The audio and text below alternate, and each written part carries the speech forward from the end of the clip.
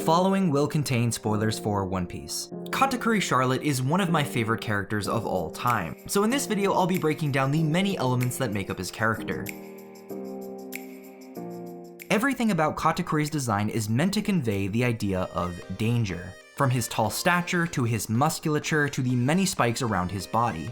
Most of his muscle is focused on the upper body. It has a very square-like shape, conveying a sense of stability and strength, with his lower body being longer and thinner, his sharp blade-like legs conveying danger. When it comes to his outfit, it seems mostly inspired by biker outfits, from the jacket, tight pants, multiple belts, and skull tattoos. His short open jacket shows off his musculature and gives a sense of confidence. It also adds some breathing room to a very overwhelming design. His tight pants add some color variety while also not hiding his leg muscles, while the tattoos on the left side of his body add some bright color to the design. It helps contrast his darker clothing. The skull mark on his arm and belt work as visual motifs for both bikers and pirates, a traditional symbol of something that is deadly, conveying that this guy is not to be messed with. On his arms and legs we see these spiked collars, something that made me go, wow, crossing his arms and legs is probably really uncomfortable. The collars remind me of those dog collars, conveying an aggressive, wild side to the character. He also appears to be wearing cowboy boots, which leans into that rider-biker aesthetic.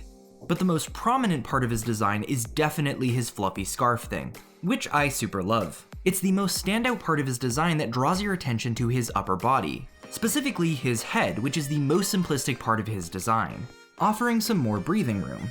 If we look at his head, we can see he has very short hair. This exposes a lot of his forehead, allowing exaggeration of his expressions by revealing his veins. He also has these sharp eyebrows and slanted eyes, creating this natural expression of anger. Now his scarf covers his mouth, which you can see has stitching along the sides. It adds a sense of mystery to the character while also showing him to be somewhat reserved. Of course, when the scarf comes off, we see his sharp teeth, something that's simultaneously intimidating and goofy, especially with how wide he can open his mouth, but it's the reveal that gives us the full picture of who Katakuri is. He's someone with a goofier side but hides it under layers of aggression, but we'll get more into that in another section. The last thing is his overall color palette, which consists of skin tones, blacks, reddish pinks, and hints of white. The blacks give him a serious tone, with the reddish pinks adding to that tone of aggression, but the pinks also tie his design back to Big Mom, who primarily wears that color. It adds a sense of unity to the crew's design. Lastly, the whites and skin tones help to break up the darker colors. Katakuri's design is very complicated, which is why his palette is so limited. It helps blend the complicated parts of his design together. That way you can get an impression of him just from his color and shape language. His design is also nicely segmented into 3 parts. The top part with his head and large scarf, the middle part with his upper body, and the bottom part with his dark pants and long legs. The overall design conveys a dangerous, aggressive man who's a little mysterious and reserved. Katakuri actually comes from Katakuriko, which refers to starch, which fits the food theming of Big Mom's crew, but it's also an ingredient for mochi, which is Katakuri's ability. His family name, Charlotte, is a French name that means free man and petite. Free man could be seen as foreshadowing for Katakuri's arc, since it's all about letting go of his family's expectations. It fits One Piece's theme of freedom. Petite, on the other hand, is just ironic. Petite in French means small, which Big Mom and Katakuri most certainly are not. Lastly, we have Dogtooth, Katakuri's nickname, which literally refers to his sharp teeth, but also everyone's impression of him being aggressive.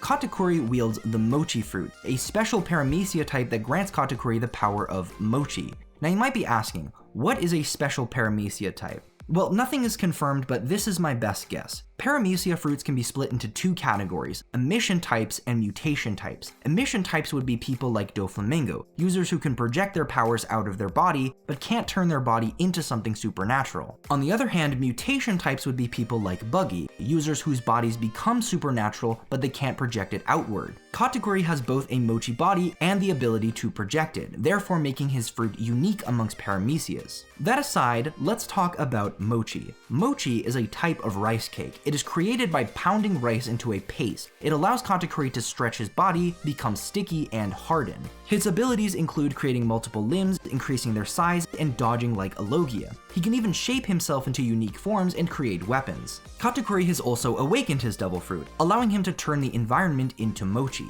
Katakuri's abilities are intentionally similar to Luffy's, and in many ways Katakuri is portrayed as superior. His fruit has better offensive and defensive capabilities on top of unique properties. But there's meaning behind these similarities. Katakuri is in many ways a kindred spirit to Luffy. He's goofy with a big appetite and has incredible honor and conviction. But unlike Luffy, who's free to be himself, Katakuri literally hides his true self due to family expectation. Katakuri wants to be like Luffy but is afraid to be. Rubber bounces back, but Mochi is shaped by others. But their most meaningful parallel is shown through Katakuri's finishing move. Luffy and Katakuri's abilities are very goofy by nature. Luffy is okay with being goofy and it allows him to use his power in creative ways. But Katakuri primarily uses his power in big, intimidating ways. That isn't to say they aren't creative, but they aren't overly silly in tone. It's only after he casts off his family burdens that he uses Buzz Cut Mochi, turning him into this silly little donut wheel. There is a beautiful duality to this attack. It's a donut, which reflects something he loves but also his shame, and it's a motorcycle wheel, which reflects his biker themes. It is both sides of who he is, the goofy and the serious, showing that he's become stronger from embracing himself. Now let's move on to Katakuri's other abilities. Katakuri is also capable of using all three forms of Haki. His Conqueror's Haki reflects his position to stand above his siblings and protect them. His Armament Haki is something he can combine with his natural Mochi hardening to increase its effectiveness. Finally, we have his Observation Haki, allowing him to briefly see into the future. This is the only advanced form of Haki Katakuri can use. Observation is an important theme this arc, as it reflects seeing someone's true self. But it also reflects the ability to change the future for the better,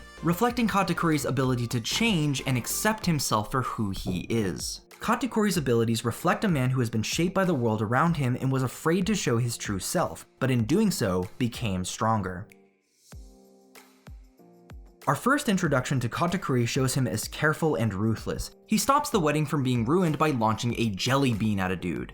Something that is not traditionally a weapon but becomes one through his incredible accuracy. And he does this while lying down relaxed. That combined with his bounty drop of over 1 billion shows him to be serious business, especially since this was the biggest bounty we had seen in the series up to that point. He is confident, cautious, and takes no chances. Katakuri is the first commander of the Big Mom Pirates. Throughout his family he is known to be invincible, never letting his back touch the ground and always standing tall, someone who seems completely free of shame and weakness. Because of that, a lot of pressure is put on his shoulders. In a way, you could see his advanced observation haki as a defense mechanism, an ability to ensure he never gets caught off guard. Like he developed this ability because of his tendency to assume the worst. Of course, his fight with Luffy is where we get his most meaningful characterization. The first thing that's highlighted between these two characters is of course their similar abilities. A detail I love about this fight is how it literally takes place in a mirror world. However, since Katakuri's abilities are just Luffy's but better, he naturally looks down on him. We also see a considerate side of his character as he protects his sister Brule. However, his dynamic with Luffy begins to change after his tea time is revealed. After Katakuri subdues Luffy, he's delivered donuts. Even though his tea has gone cold, he decides to let it slide. It shows that his character is mature and accepting of other people's mistakes, a tiny hint of what's to come. This also acts as an excellent foil to Big Mom, someone who has temper tantrums if she doesn't get exactly what she wants. What follows is one of my favorite scenes in the entire series, where we finally get to see another side to Katakuri.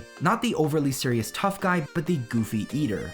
Lying on his back while singing about how much he loves donuts, subverting everything we knew about the character, showing him to be vulnerable, someone who gets tired of keeping up appearances, so worried of his secret getting out that he attacks the same chefs that he was kind to. At this point in the fight, Katakuri begins to lose control, the very thought of being vulnerable making him lose composure, reflecting how Katakuri forcing himself to keep up appearances actively makes him weaker. However, he quickly regains his composure and takes control of the fight again. This is where Katakuri's arc begins. As he angrily tries to strike down Luffy, he watches him get up over and over again. Katakuri begins to subtly understand that falling down isn't shameful as long as you have the conviction to stand up again. After Katakuri's sister Flampe interferes, Katakuri snaps. This is another one of my favorite Katakuri moments, giving himself the same wound that Luffy got unfairly, then tearing off his scarf to yell at Flampe. We see that Katakuri is a man of honor, someone who literally casts off his burdens by removing the clothes that hid his shame. This is the point where Katakuri comes to see Luffy as an equal. From this point forward, Katakuri doesn't use any weapons. It shows how Katakuri is allowing himself to be vulnerable in order to grow. He even starts to fight more wildly, which reflects his acceptance of his animalistic appearance. Then of course, there is Buzzcut Mochi, which perfectly encapsulates the duality of his character. For the first time ever, Katakuri allows himself to fall on his back, completing his character arc. But his flashback finally gives us the full picture of his character. Katakuri was someone who was open about being himself, but when his sister was hurt in his place, he hid that part of himself. Katakuri is self-sacrificing, a man molded by family pressure and expectation, until he's finally set free by a kindred spirit, a man who uses future sight to change for the better rather than expect the worst. It fits beautifully with the self-acceptance theme of Whole Cake Island. Katakuri's character is truly unique amongst One Piece, and I hope this video helps some of you to appreciate his character more. With all that being said, thank you for watching, and I will see you in another video.